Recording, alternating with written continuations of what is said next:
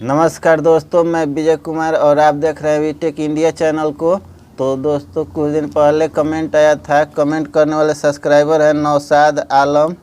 इन्होंने लिखा है, सर 5 HP का इंजन का कैसे पता करें कि लाइनर ख़राब हो चुकी है।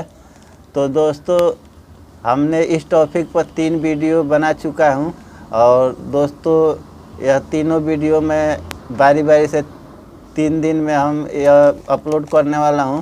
तो दोस्तों, मुझे यकीन है कि यह तीनों वीडियो आप देख लेंगे तो लाइनर पिस्टन के सारे सवालों का जवाब आपको मिल जाएगा। तो दोस्तों चलते हैं आज की वीडियो पर। वीडियो पसंद आए तो लाइक ज़रूर कर दीजिएगा और हमारा चैनल अभी तक आपने सब्सक्राइब नहीं किया है तो प्लीज़ चैनल को सब्सक्राइब कर लीजिएगा। सब्सक्राइब और लाइक कमेंट करने में दोस्तों पैसा नहीं लगता है। लाइनर बदलने का पहला कारण यह होता है दोस्तों कि पिस्टन पर स्केच आ जाता है और जब इंजन हमारी मोबिल न रहने के कारण सीज हो जाती है तो ज़्यादा स्केच आता है। उस अवस्था में दोस्तों हमको लाइनर पिस्टन दोनों बदलना पड़ता है।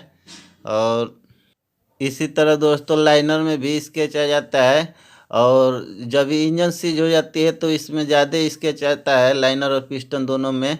इस अवस्था में हमको लाइनर पिस्टन दोनों बदलना पड़ता है। और दूसरा कारण दोस्तों यह होता है कि जो रिंग होती है, रिंग हम कई बार चेंज कर देते हैं और कई बार चेंज कर देने के बाद से हमारे लाइनर चेंज करना पड़ता है, लाइनर पिस्टन दोनों चेंज करना पड़ता है।